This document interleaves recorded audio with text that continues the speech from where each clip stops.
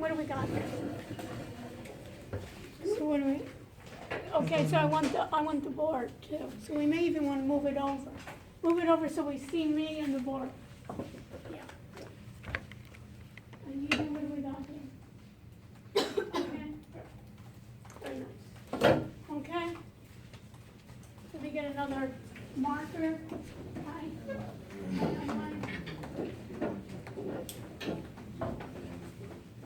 Okay. What we'll do today is we'll talk about, again, data, forecasting,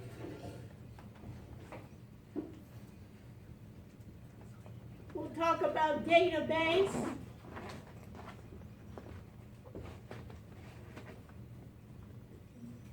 we'll talk about storage of the cloud, and we'll also talk about blockchain. What's the big deal, and is it just hype, or is there something there?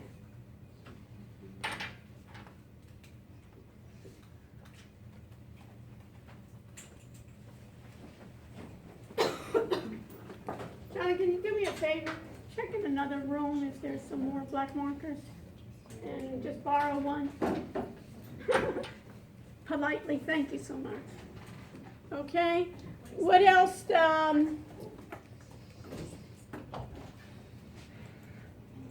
What else did we cover? When's the exam?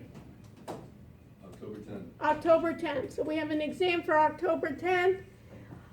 What I'd like to do is I want to go over today the homeworks that we need to make sure that everybody's prepared on, because what are we doing? We're doing agile development. We've done some homeworks where we're not complete in all our homeworks that I saw. Michael, you want to switch your name tag over so it looks good, right? You want to make sure that I'm seeing, right? It's I didn't go for my eye exam this week, you know. So I'm going to need to have my eye exam too. What else do I want to do? Let's do this. Who wants to volunteer for the computer today? Any volunteers? No? Just to be on the computer look? Claudine, you want to volunteer? Okay, so just do me a favor, just for a minute, go ahead and log in with your, probably take your phone too, because log in with Blackboard. You have your phone with you? Because you probably need it. Log in with Blackboard so everybody can see that. Wow, thank you so much. Beautiful. Look at that. Aren't you impressed? Shauna, very nice. Good job. You hunted it down. Okay. So, and put your username and password. Hopefully it's there so it'll be masked out your password, right? We won't be able to have that.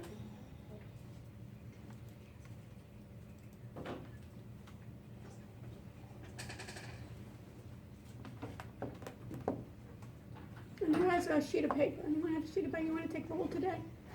Might as well get ready for it. Michael, you have a sheet of paper. So do me a favor, Michael. Let's do a sheet of paper here, and we'll do then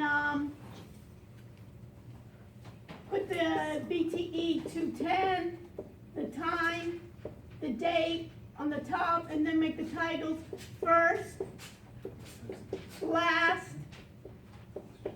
And what I want to do is, then we'll do email. And we'll do, instead of email, we'll do phone. And then we'll also do forecast. And put forecast, and then we'll have yes and no. And we'll have then here, if we have the forecast. And pass that around and put yourself as number one. Okay, and in this case, let's go to courses that you're an instructor in, right? Well, even before courses you're an instructor in. All right, we're going to start with that.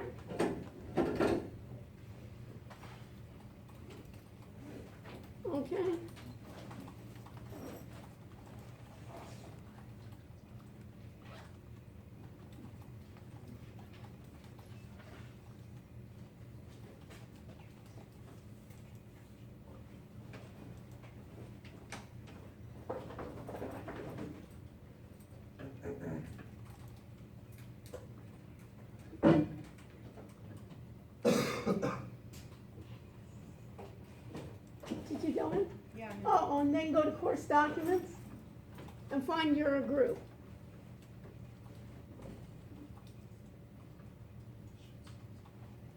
Okay, and then go to, you did the, I checked your work already, you did the blockchain question, and then go to Excel forecast. So, can you go back a bit? Just go back. Yeah, back, yeah, page before. Okay, make a note here, these should be your folders that you should have, right? So you should have what? You should have blockchain questions, you should have the Excel forecast, you should have screencasting and web conferencing, and now go into Excel forecast, right? Okay, so now let's do, so you're in the beginning, right? So do you have your spreadsheet? Yeah. Open up your spreadsheet.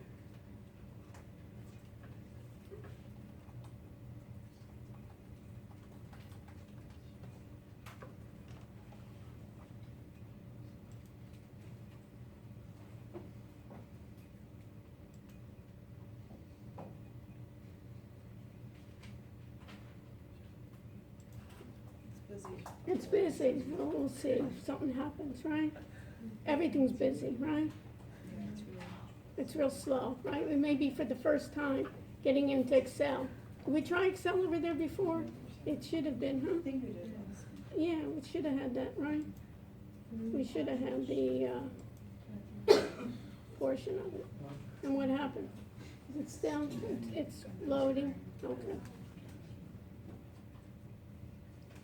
So the day of the exam, you should have all your, I'll do a final check of all your homework to make sure it's all complete, because in this case, you can have it as perfect as possible. Okay, very good. So let's go over, so plug in, you're on a roll. First of all, you volunteered so nicely, right? Did everybody see that? Oh, she volunteered, right? Very, very cooperative, right? Collaborative. And now we have it. So what do you understand of what you see? If Well, if you had to explain it to somebody, what would you say? You see? I got the data for the Google stock off of Yahoo Finance, and Okay. then I made a graph, a chart, with the trend lines in 3 different forms, and then just put their formula. Mm-hmm. And then with the forecast, I used the formulas and the intercept, and I got the rounding error by doing my forecast minus what the actual forecast is, and that's the data I got a week later to compare. Okay, so what did you find in terms of your forecast? Maybe what did you find in terms Well, of your forecast? I don't know if this is right, but it showed Right. a full revenue or loss. No, that's a loss. Right. Yeah, $4 loss. Okay, That so was what does that mean, a $4 loss? Remember what my question always, when I ask a question, what's my second part of my question always? Who cares? Right, so what does this mean? Well, the model wasn't accurate, so it was. It was under or losing. over? It was under. It was underestimated, and what kind of, and let's look at the formula, where's the formula for the forecast? It's Hi, all these things here. What? Oh, you mean like these? No, the forecast. This That, is, what was in green right there? What's in green right there? wasn't that the date? Okay, that's the date, okay, and so where's your forecast? This part, I don't know if it'll be right. Okay, so let me just see here. So let's see here. So I got my intercept, my forecast. This is what? Highlight that 87,000, okay? So what is that 87,000? It's what? What is That it? was the coefficient times the date. Okay. The coefficient times the date, okay? Yeah. And then you got the rounding error. And what's this forecast to? What is this one?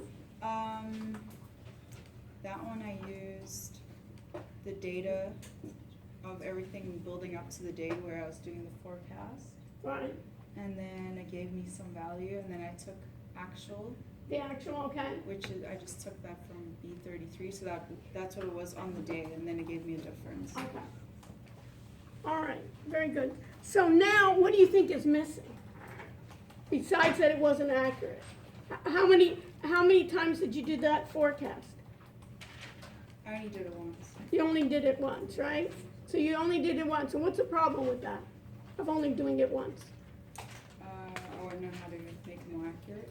Right, what else is a problem with doing it once? John, what's the problem with doing the forecast once? You remember, I haven't called on you in so long. You remember you were disappointed the other week. You told me, you know what he said? He said, Dr. Rush, you didn't even call on me. You know, I'm so upset, you know? So I don't want to upset anyone. Anyone that wants to be called on, let me know. Okay, yes. I mean, like having 3 trend lines, it's just that. You have to do it more than once, right? You have to do it iterative. You want, and basically you don't want to go in every day and download the data, right? You don't want every day to do manually to do the forecast. What do you want? You want it to be automatic. You want it to be automatic, but once you know the rules, once you know the steps, you can program it.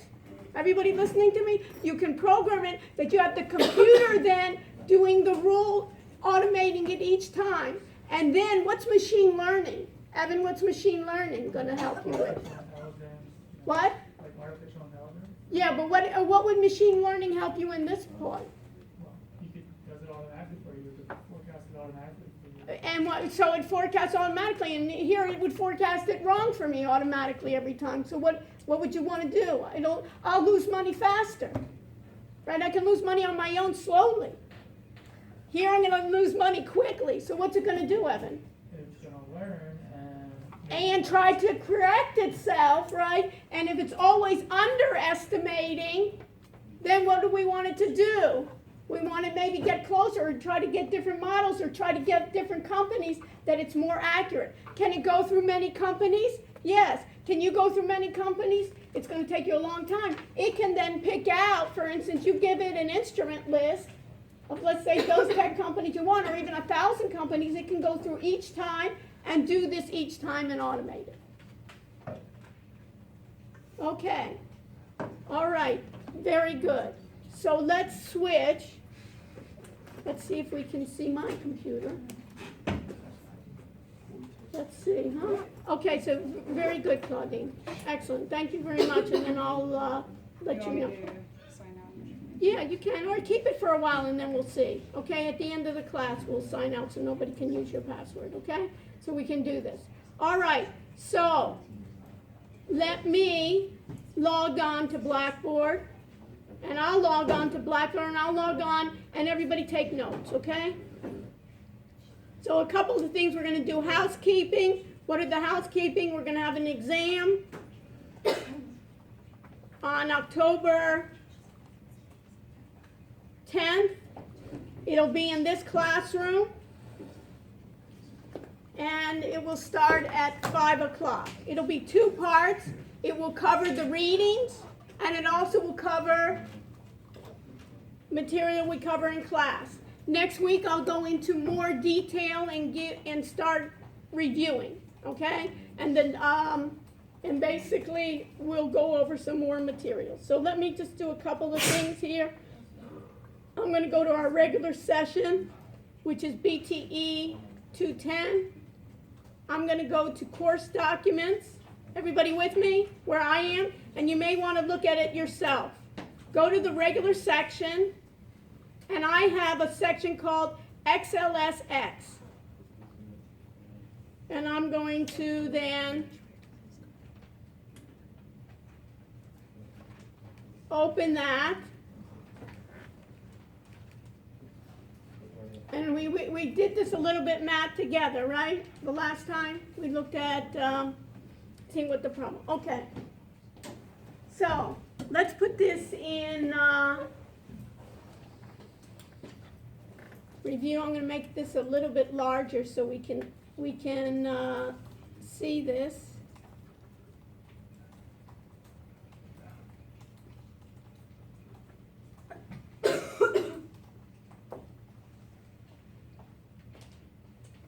So let me just even move this up a bit. Let's even start here. What is this? Column A represents what? Shauna, what does column A represent? Date. The date, right? And column B then represents what? The open of what? Okay, take your hand away so we can hear, the open of the price, and what does that mean, open of the price? What? Of what, and what does that mean? What happens? Physically, what does it mean? Let's get all our name tags. Andres, what does that mean? What? It's the opening market. The opening market, right? The market opens, right? And there's a price bid, right? And how often does it change? It can change what? Tick by tick. It can be less than a second, and it keeps on changing. What are we taking? What kind of data are we taking? Are we taking tick by tick, or second by second, or every 5 minutes? How are we doing it? The end, we're just doing it daily. But what they call something called HFT. What does HFT mean? High frequency trading. High frequency trading. Very good, Michael. High frequency trading means they're basically trading on a high frequency, meaning that the time frame is very small. What can the computer do well is it can do things very, very quickly. Even as we blink our eye, the computer can do a number of transactions as we blink our eye. We can't even do it physically that fast. So what happens is around the world there's what they use is what they call algorithms. And what are algorithms? A set of rules that are programmed for the computer to do certain tasks. So basically, as we said before, you remember when one moving average crosses on the other, what do we say? Either we can short or we can long, we can enter the trade or we can sell the trade. Everybody remember that? So in this case, what we're doing is we're just going to do daily just to be able to see it. And what we have here is we have the open, we have the high and the low. We got our data through what? We can get it many places. We can get it from data feeds where we can get the data feeds on tick by tick in minutes where we have the open, we have the high, and we have the close. And what we ended up doing when we looked at the stock market, we just did built-in functions in Excel. And what were the two built-in functions we used? We used two, what we called regression. And what kind? We used a linear regression. And what does linear mean, Evan? That it's a straight line, right? Or we use what we call a polynomial, which is going to be curved. And what usually seems to be more accurate in the stock market is stock prices, do they go in a linear fashion, do you think, Vanessa? No, it's not going to be just straight up. It's going to be like curvy, right? That sometimes it's going to be going low. It can have a trend that it's going up, but we can have it. So in this case, we had two functions. We had one R squared, which was, in this case, it was 0.66. And put this in your notes, because we may have questions on the exam here. In terms of the error rate of prediction, an R square, what are the values of an R square? Who can tell me? Raise your hand. What are the values of R square? If the test were today, would we be happy? 0 to 1. 0 to 1. So R squared ranges from 0 to 1, just like 0 to 100%. And usually, think about the grade you would want on the next exam. 100%. You would want to have more towards the 100 than towards the 0. And basically, sometimes we have one that says 66 and the other says an R squared, which the formula looks much more complicated. It has, in terms of that, 82.9. So it looks like the equation on the top is higher and less errors. Now, sometimes there's problems. So here is an R square of 0.82. Here's an R square of 0.66. I put this on my course documents, right, under XLS, that you can have then that document as well. And when we forecasted here, basically what we did is now what we want to do is it's telling me what's happening, and if I look in the back end or if I look backwards in time, that is called, and put in your notes, that is called back testing.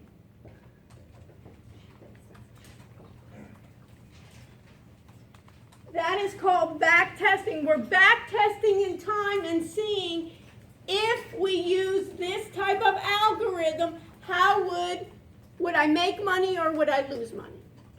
That is called going backwards in time.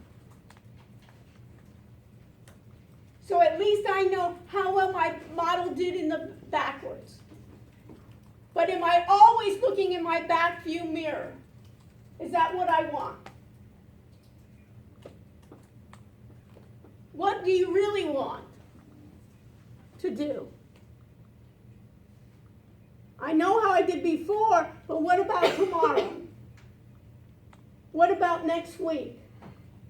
So that is basically what we want to do, is that's called a forecast.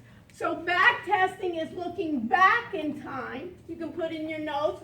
Forecasting is what then, Jackie?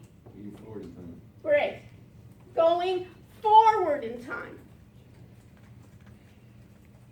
And what we want to see is, do you think all these models are 100% accurate? What do you think, Matt? Of course not. If they were, then we all wouldn't be here. We'd be sitting on the beach or on a yacht somewhere and just relaxing, and I'd say, hey, you know, my models are working 24/7. I'd invite you over from your yacht to my yacht, little happy hour. You can just move in and we can do that. And then I could lecture you on my yacht. Wouldn't that be fun? We could broadcast from my yacht. Wouldn't that be fun? Okay, so once we would broadcast from my yacht, right, we could do our trading and we could even then broadcast our trades there. Once I have my forecast, then what's important is to do a forecast. So what I asked you to do is if you have the spreadsheet here,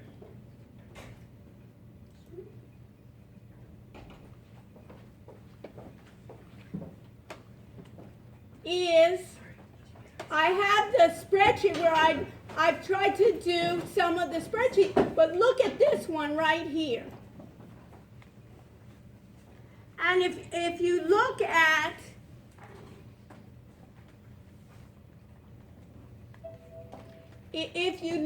this spreadsheet right here, what is this? Protected? Oh, this cancel. Okay, enable editing, that's why. Okay, if we look at, where is it before here?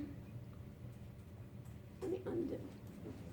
If we look at my forecast, it then ends up having, in Excel, they have functions, and if you look at the Excel function, there's a forecast for linear. And if you bring this down, you see this right here? Those of you that don't have as much experience, if I then do, for instance, and look for forecast, let me just select here, not most recently used, but let's go to, in this case, it would be statistical, right? So if I looked under forecast here,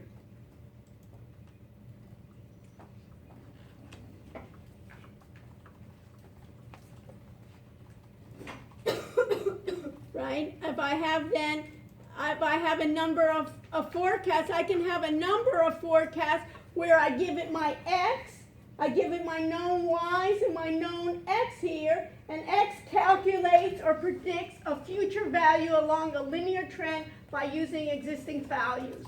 X is the data point for which you want to predict a value and must be a numeric value. Do we have numeric? Yes, we're going to have numeric, and in this case, what I did at this point is then I have then, for instance, A, in this case, A29 was, I'm forecasting then this date because it would be in the future. And I got 229, but I knew that once I would be doing this information, I would know the actual, since I had the actual already, and it was 222. So in this case, I had an error. It did over what it was supposed to be. The forecast where actually it did 225. So the actual loss then, if I could look at it in terms of the revenues, I could compute my regular loss. So what I want you to do for next time we meet, put this in your notes, is I want you to complete this with your forecast and work with your group. And if your group has problems, then guess what? You can go to other groups and get help. And then when a bunch of groups have problems, then what? I'm in everybody's group, I'll help you. But I want each person to take a separate, at least this one separate or one separate symbol, because I want each of you to do it, not just one person in your group. But you can help each other. And then what do we want? This was up to September 28th. What's today's date, Dan? 26. So what I'd like you to do is to do a new forecast and make it in another sheet for the other week and do the same thing and leave off a couple of days so you know what the actual one is and make a comparison.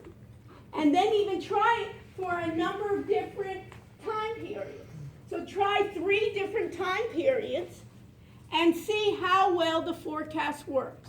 And then what'd be nice then is to have another sheet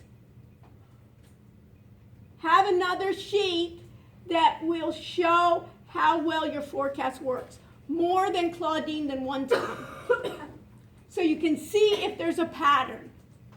And the pattern may be that this is not a good stock. The pattern may be this may not be a good forecast. Or there may be modifications. And that's how they work step by step. Everybody with me? So what do I want you to do then for next time, Claudine? Do another forecast for the stocks and then compare. Right, compare and even do like 3 times because you have a lot of dates you can take, right? You can even take some from the past, right? But you want to have some that you know what the values are that you can compare the forecast to the actual. And what you want to do is basically, what's the whole idea? Andres, the whole idea is that the computer can say, what should I do tomorrow? It's easy for all those charlatans to see. You see when the stock market was so low, I would have bought here, and then it went up to here, I would have sold there. Well, big deal. I can say that. You can figure that out too when you see a chart, right? The whole idea is, what am I going to do tomorrow? What am I going to do next week? That's the whole idea. And if somebody says, I don't know, we all don't know, but what do we want to do? So we want to reduce our errors so we can be more profitable than less. That our wins can be greater than what? Our losses. That's the whole idea. And now, more and more with these machines, there's new jobs. Anybody hear of Brexit? What did you know about it? Who can tell me? What's Brexit? Nobody knows Brexit? Yes. It's when Britain. What? It's when Britain left the European Union. It exited the EU, and what's the big deal there? Who cares? Yes, who cares? UK was part of the EU. UK was in part with the European Union, and what? So now, like, people from the European Union are going to be, like, damaged by it. So they were trying to, like, figure out what to do with it and how to get mutual benefits, I guess. How to get mutual, yeah. Complicates like trade between. Complicates cake because if we're all in a union together, right? We all have we can pool our resources. If you're not gonna, it's like a family, right? If you say you're exiting the family, it's gonna be more costly. It's just like, if we have a divorce in our family, right? It ends up to be parent and the 2 parents have more cost because what do they have to do? They have to have 2 households, right? We have to supporting, we have to duplicate individual, we can't do our resources. So what is this area? Now what are they trying to do? They're trying to negotiate. So there was the CEO of IBM is trying to get into what? Artificial intelligence. And what was the problem with Brexit is the financial community and the more educated community, which way did they vote? Did they want to exit the EU? No. It was more the uneducated because they felt more threatened. They said, this globalization, this automation isn't helping me.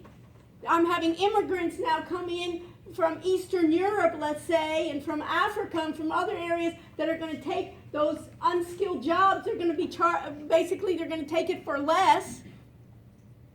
So what are the people afraid of? They say, what do I need this artificial intelligence? They're going to take away the mid-level jobs. And so what the IBM CEO was telling her, she goes, I like it that you have a framework, that now we have to educate people for the jobs to do what? To basically work with AI. Because AI isn't going to go away. Automation, you think that automation is going to go away? I don't care what you say about any type of country, tariffs, non-tariffs. You think we're not going to get more sophisticated? You don't think China's going to get sophisticated now in AI? Now they're developing AI chips. You know who's developing it? China as well.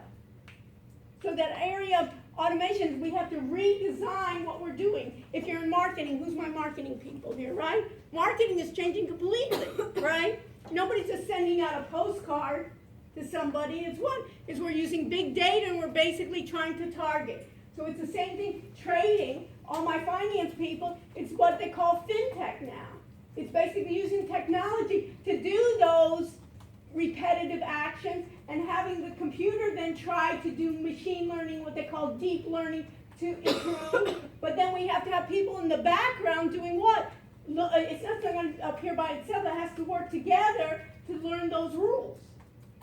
So what I'm telling you is here, what all this is that we first have to know what the steps are and then get the computer programmed to basically do those rules and make those corrections and take away some of those biases. So people are saying, then what is anybody going to do? Everybody's going to be on the yacht, and our yacht's going to be crowded, right? We can't just take everybody onto our yachts, right? So it's going to get crowded. So what we have to do is find then ways in which we can improve. So this is what I want then for next week, and I'll look at you so that by the time of the exam, everyone will have a perfect one, and then have an area in which you describe. You can even put that when you upload your new sheet. You describe, what are you finding? These are the errors that I found, and you can even just like summarize it right there, what you're finding, what's the areas. And then we'll go to, after the exam, we'll go to, I'll show you how to program. And how will I show you how to program? They're wizards that you write your rules in English and it will transform it to code. But you need to figure out, we got to figure out what's the rule going to be. And then you get a deeper understanding of what do they talk about of rule-based systems. And it's going to be rule-based systems for healthcare, it's going to be rule-based for finance, it's going to be rule-based for marketing. How are they able to then do that micro-segmentation? They're doing it with rules as well. And then I'll choose a group on Monday of the best group then of being able, or some of the groups to showcase their work of what we found out. And then we'll move to the next step of trying to write some rules. Everybody with me? We got it? So go back. You can use mine as, you can make it prettier. I just threw it up there so that you can make it prettier. You want to put also your name on your spreadsheet that you know. You can even put it as part of your top, on the top there. And then you can have here on the date, you can have a number of sheets together, and then you can even have a sheet that's a results sheet, you know, where you're taking all of those together and putting it together as a summary page. Questions? How are we doing, Michael? Okay? Thumbs up? Good. All right, now that I'm not upside down, now that you're facing on the right side, I know that I'm okay. Okay, so this was the first part. I also asked you in terms of blockchain, right? That if you go to the areas of blockchain, let me just go to the course documents here. We have the PowerPoint, and we had the hardware, the software. We talked about the security and and the data. Let me just see here in terms of the data. What else we need to know about the data? And I also gave you one on the cloud, right? I gave you on the cloud. So we talked about data and let me enable this. We talked about the idea of data and knowledge base. So last time, AJ, you remember we talked about the difference between data files and database management systems. What was the difference? File systems are not as good as Not as good, but well, what are they? Let's not even use the word. I wouldn't even start saying good or bad, but let's describe it. So what's a data file system versus, that's a good test question right there, right? We're reviewing, huh, AJ? Yeah. So we're not going to use good or bad, right? Because some things, it's just like anything of a tool, right? It doesn't necessarily, maybe just all I need is a data file, right? I don't need a whole database management system. So we were talking about data files versus database management systems, DBMS, and what was the difference? The files are what? Independent.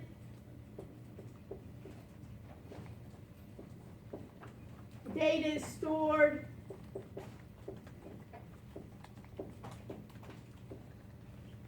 In separate yeah, like a query. separate files, right? Is the data redundant? Yeah. It's not up to date. Right? It may not be up to date, right? It's independent separately. Database management systems, we're talking about what? A centralized data storage.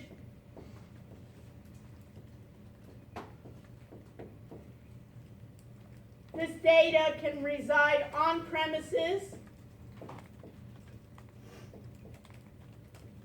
or on the cloud. And the cloud means what? All the cloud means are just computers off premises, and how do you get to them? Via a browser, right? Via the internet.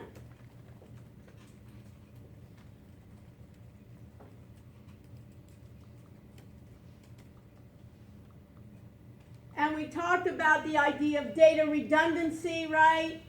Data isolation, right? These data files have data isolation. The data files have data consistency. So these, if I ask you what were the main problems of a data file system, AJ, you would say data redundancy. You would say what else? Data isolation and data inconsistency. You remember, AJ, if you changed your address, it may not be changed throughout all the files in an organization. And think about where your data is, and think about your customer, right? If you were a customer of an organization too, your data could be in many different places. But even just as an employee, even just as a student, it can be. So these data redundancy, data isolation, and data inconsistency, if I asked you then, what does a database management system solve? What does it solve? How does it give you less data redundancy? Because it's stored. But what's the disadvantage that it's stored all in one place? Yes, Greg. Well, if someone hacks, you yourself. Right, I'm vulnerable. If somebody hacks me, if what? If my machine goes down, if my hard drive, if the electricity fails, power, anybody ever have a power problem, right? All over the world, right? Power problems. All of this is that I have to solve for it for that. So it will solve this. And then what are other things that I want to maximize then is that I can have data integrity, that I can rely on the data being correct. I need to maximize my data independence. I don't have to be dependent on each individual department. And what's going to be important is that I have data security. Because now you know, even the governments, even the credit cards, everywhere I'm worried about being hacked, being compromised. being my data is aware of it. We talked about the data hierarchy, and we talked about relational database model. What's the key in a relational database model? What can you say? They're tables that are connected. A relational database management system are tables that are connected to one another. And what are they connected by? They're either connected by a primary key or what we call a foreign secondary key. We talked about that. We showed an example. We talked about big data and what is defining big data, the characteristics managing big data. And in the stock market, if I'm dealing with high frequency trading, do you think that's big data? Of course, right? If I'm not even talking about the daily, which I'm under, but thinking about in an hour, I'm not even going to have in an hour, there's, 60 minutes, and each minute has 60 seconds, and then I'm going to break it down to each second may have a number of trades to it. So I'm going to have then that big data where it's difficult to find that I have two descriptions then. We talked about the descriptions of my big data, but what it is now is that I can get now what we call IoT. What's IoT? Internet of Things is basically all devices that can gain data. I can get sensors, right? And based on that data, I can capture that data to be able to do, for instance, remotely do a watering of my systems when it's too dry, when it's too wet. I can do it. I can have social data. I can have Twitter. I can have, we talked about it, it's sentiment analysis.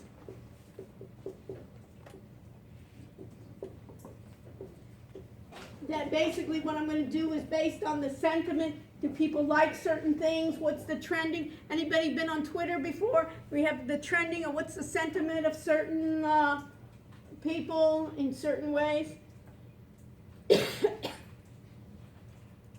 I'm being followed all the time. So I'm able to do it. I have to understand data governance. What's data governance?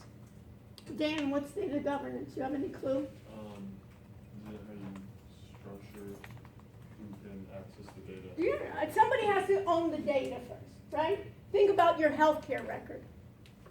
What is that? What is in terms of your healthcare record? What's data governance then? Is who can see your data health record? Who do you want? You want everybody to see your healthcare record, Dan? Probably not. Who do you want them? Who do you want to see it? Doctors. Your doctors that you're interested in, right? Who else? Parents. Basically, who you give permission to among your family. Who else? Hospital. The hospital, if you give permission. Who else? Maybe if you go for any diagnostic tests, right? You go to radiology, if you go for a blood test, right? They're supposed to be able to see it. So data governance is what gets put into the system and who's able to see it, who's able to change it, who's able to make changes to it. And how do you manage it becomes a question. Managing my data, remember I talked about database management systems, and I said database management systems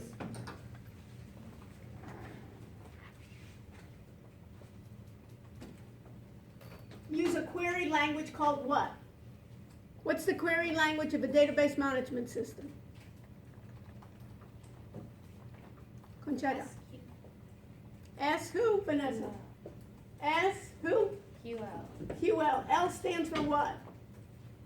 Language. Language. Q stands for query, and S stands for structure.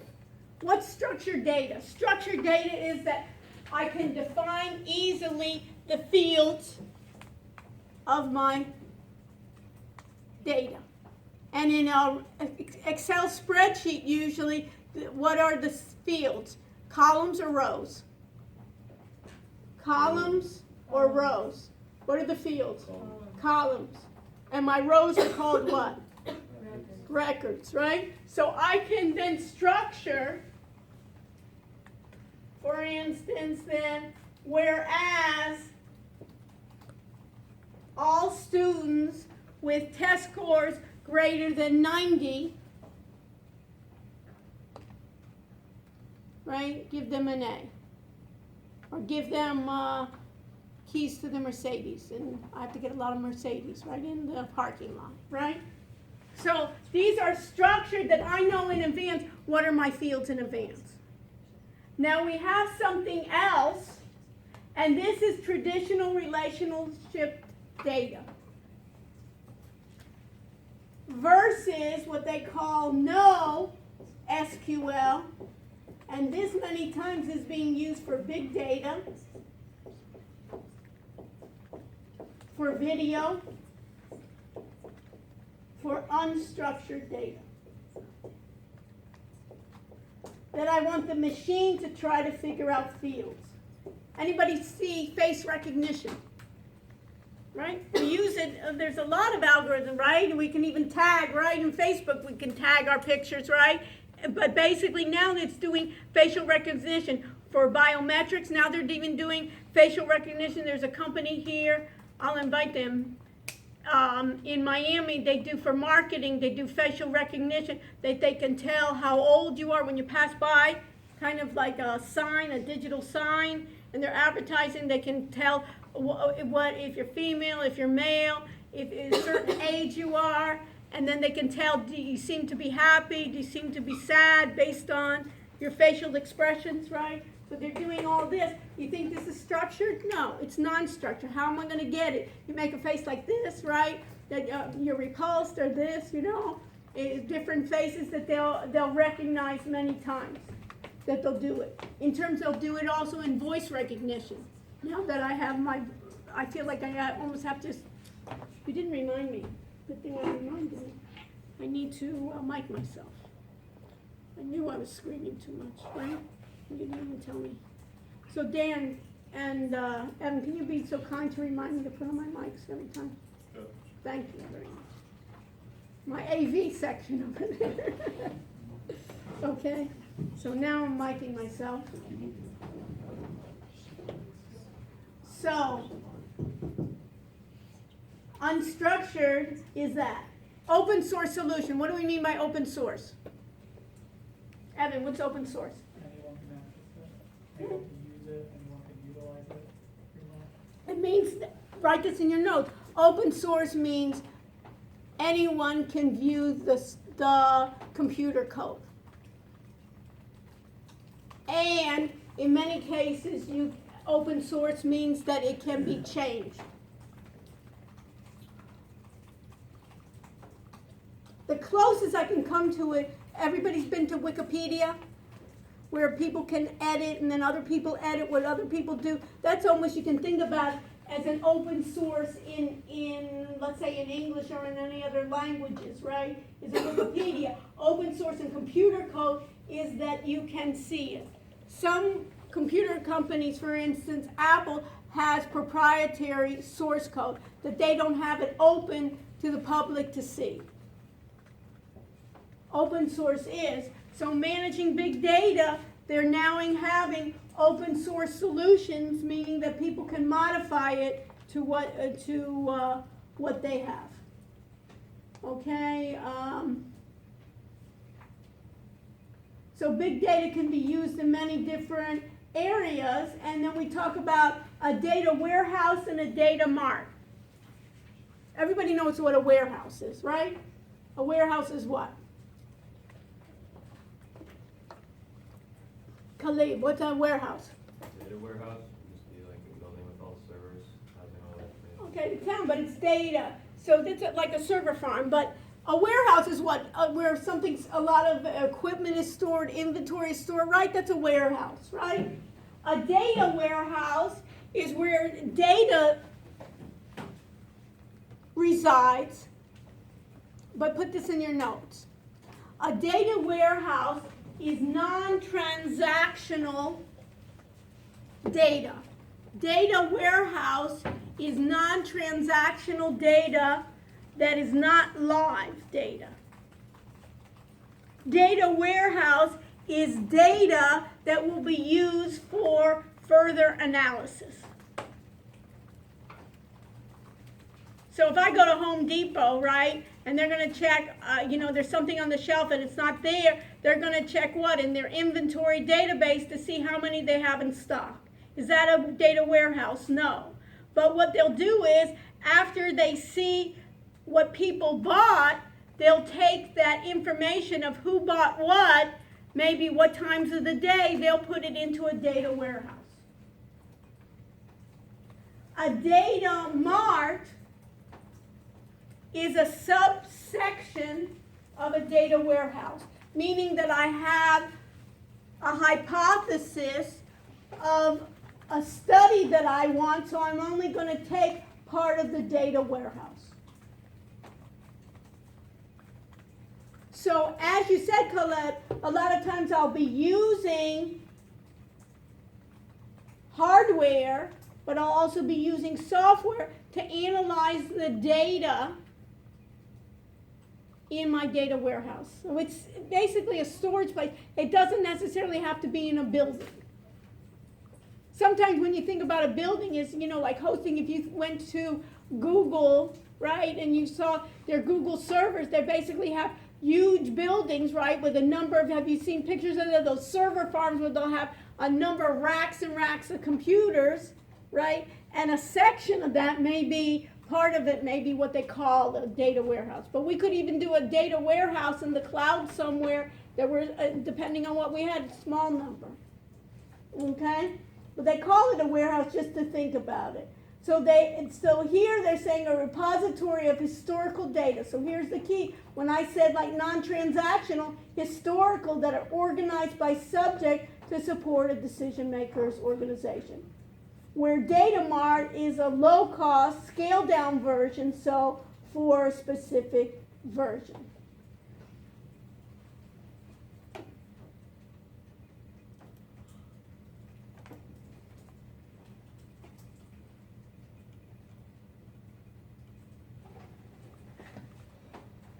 I'd love to show this, and you know what these are good for?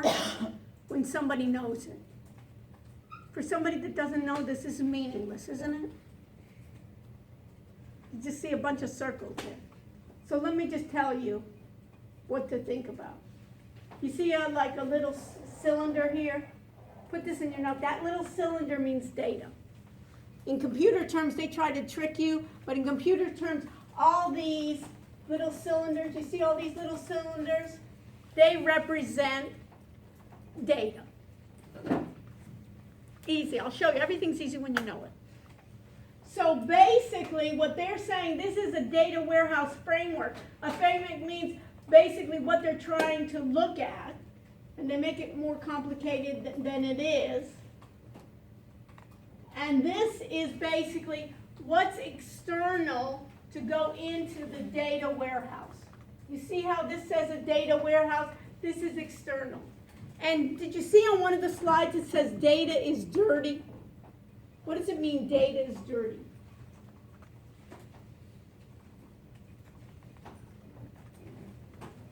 What does dirty data mean? Kelsey, what is dirty data?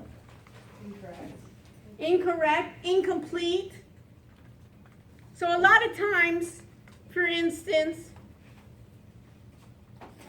in a data warehouse, recruiters, I work with a company that what they wanted to do was recruiters, they spend a lot of time going to different schools recruiting students for their jobs. And basically, what did they have? They had a hypothesis saying, which schools should we go recruit at? And which type of students should we recruit? Because we want them to be most successful. Because it's a good fit for us, right? I don't want to, why wouldn't they want to hire somebody that's not a good fit? Yes, Greg? Because you would be paying them and they would do nothing, so you're... Well, basically, I have to pay for training, right? You're miserable, I'm miserable, right? We're both miserable. right? Why waste that time? Why waste your time? And especially with the recruiters thinking about the companies, why waste their time and their resources? And they want, and also they don't want you to have a bad image of my company, right? If even you go to another job, you know it was a pain in the butt to work for that company. There's something like Glassdoor, anybody seen it, where people anonymously write about what it is to work in companies. Now you can't hide that. You know, it's just like a restaurant. A restaurant gets bad reviews, companies get bad reviews. You know, this company sucks to work for. So they want to keep you happy, and they also want to get it to be a good, as if to get a good marriage. So based on this, I work with a company, and what they said is they wanted to do a data warehouse to see who makes the best employees. So they ended up finding out for this company that it wasn't basically just going to the Ivy League schools that made the best employees, but it was rather they found out, and it wasn't those students that got GPAs of 4.0. They didn't make the best employees, but what they found out is those students that took these types of courses did the best. Because you know how sometimes you can have choices of which electives to take? And a lot of times people take like the easy ones that, you know, don't do it, or they can take the harder ones, and they found those that chose the more difficult, challenging courses did better, were better employees for that company. So they can do this hypothesis testing here, so you can see here that along this way, external, meaning these are my external databases that I'm going to do. This ELT means extraction, transformation, and load. It means I'm going to take my data, I'm going to extract it.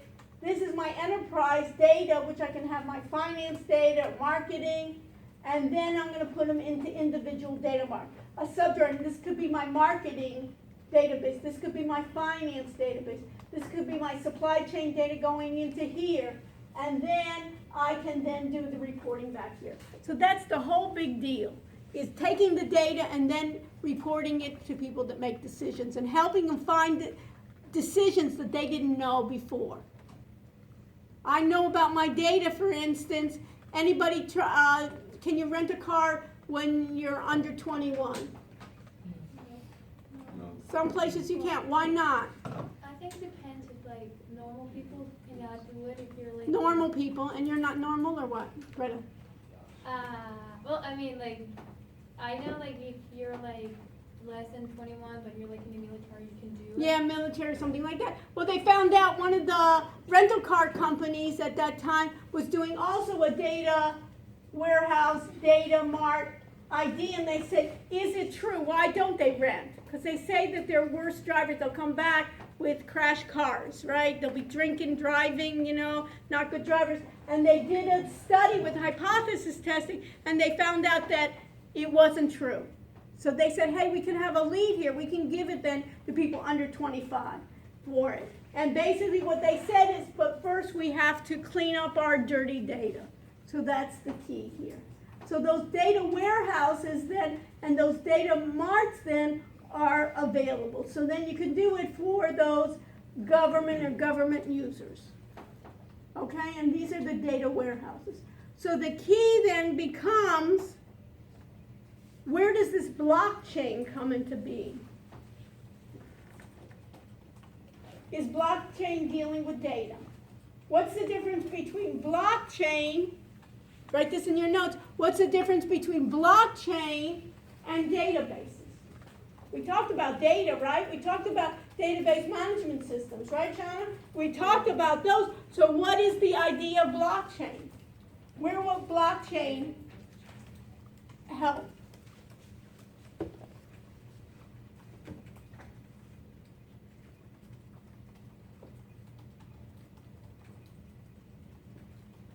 Right? Where will then blockchain then help?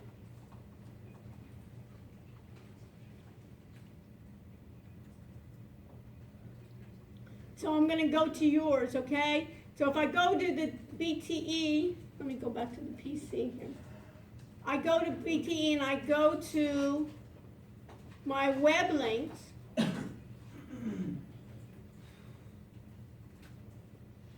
Right? one of the things that I would want for next time, you see here, the difference between Bitcoin and blockchain for business, right? So it sees here, it's how Bitcoin and blockchain are different, and what's the difference between Bitcoin and blockchain. This was one of the questions that I asked you to look at, right? In terms of what we, Bitcoin is a digital currency launched in 2009 with the intention of simplifying online transactions by bypassing government control of currency. It does this by storing and transacting the currency over a peer-to-peer network, a blockchain, rather than using a central monetary repository. It's important to make the distinction that Bitcoin is not a blockchain itself. Bitcoin is transacted over an open, public, anonymous blockchain network. In many ways, you can think of blockchain as the operating system and Bitcoin as one of the many applications that run. so the difference is, you can put this in your notes then, that blockchain is the framework. Blockchain is like the operating system. Bitcoin is an application, just like you say Office is an application. Bitcoin can be an application running, and what they said here with the key, Think of blockchain as the operating system and Bitcoin as one of the many applications that run on that system. The blockchain that underlies Bitcoin has some fundamental similarities, but also key differences to a blockchain built for business, such as the Linux Foundation's Hyperledger Fabric. Both are cost-effective as they increase speed of transactions and reduce overhead costs. Both are highly efficient as the transaction is recorded once and is then visible to all parties through the okay. The key to blockchain is that it's recorded once. It's what they call a distributed ledger. Everything along the chain has a copy of the ledger. What do we say a database management system has? How many times did we have it? We had the data once and it was stored once. In this case, this ledger is going to be stored or copied along this, and it's what we call immutable. You cannot erase it. And the whole idea of blockchain is it tries to eliminate the intermediary. It tries to eliminate the middle person. It tries to eliminate the inefficiencies that I get for like transaction fees. It tries to eliminate the time to market.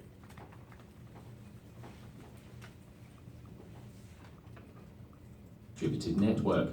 Both are tamper evident. A transaction cannot be changed. It can only be reversed with another transaction, in which case both transactions are visible. However, a Bitcoin blockchain is limited in a few ways. It is primarily designed to transact cryptocurrency and is also open and public, meaning anyone can join and view every So Bitcoin is open and public, and many times it's what we call anonymous. Bitcoin in the past has been loved by whom? Drug dealers and thieves, right? All the black market, why did they love it? I didn't have to have what they call KYC. What's KYC? When you open up a bank account. Know your customer. Right, know your customer. KYC means know your customer. In Bitcoin, it was, I don't have to know my customer, and what it ended up to be is a lot of the thieves, and it was like anonymous. Now, and it was, everyone was on the blockchain. transaction that's ever happened on the network. It is anonymous, meaning it is nearly impossible to know the identity of who's involved in a transaction. Because of this, it requires heavyweight cryptography to deter fraudulent activity, which... You see these when they're doing the ones and zeros? Remember how I talked about what was those ones and zeros in my data hierarchy? What was that? What was that, a 0 and a 1 called? Binary, and what else was it called?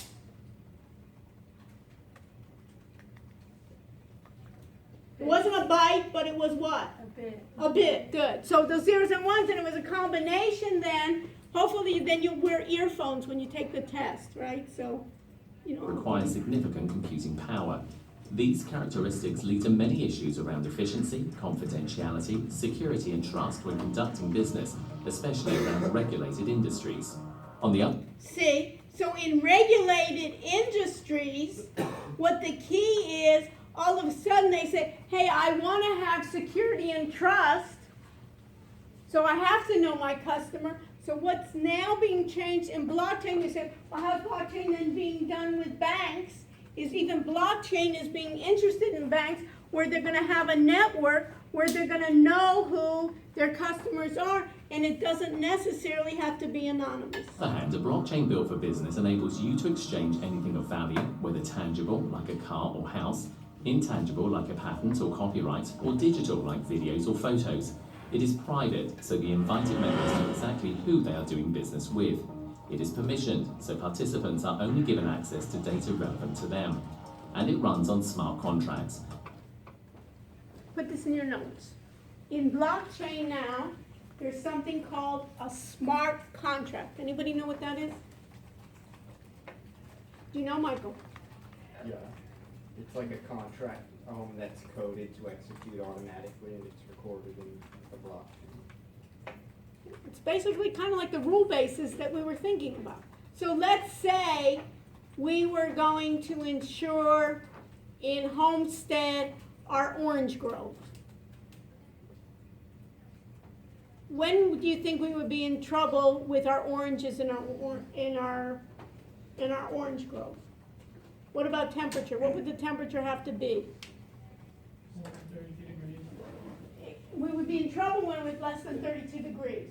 So our smart contract, we would have what? IoT sensors in the grove, and when that temperature was less than 32 degrees, for instance, we would be able to then institute our contract. Or when trucks then were coming in, I wouldn't accept then the meat if the meat went above 45 degrees. And I could set up a contract, these smart contracts, as I go along. Business logic embedded into the network, reducing disputes and increasing trust. A blockchain for business also utilizes selective endorsement, which allows participants to control exactly who verifies transactions.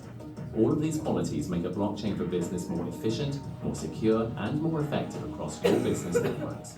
For more information on building a blockchain for business, visit ibm.com/blockchain. So guess what? Ready to start building a blockchain for business? Visit developer.com. So what does IBM want to do? It wants to sell you something, right? They missed on a lot of the PCs. They went out of the PC business, right? So IBM, they did Watson Intelligence, and now they're trying to do blockchain. And we'll discuss it more, but I wanted to show you that that was just basically another way to look at data. They're now trying to envelop this blockchain. Okay, so you need to do, we're going to go over then that cloud, which is TG3. I want everybody then to work with your groups on the next homework assignment of the data, and then we'll do the next role for Monday. Stay with me if you have questions. Thank you. And get with your group members that were not here. Let them know what's happening. Thank you.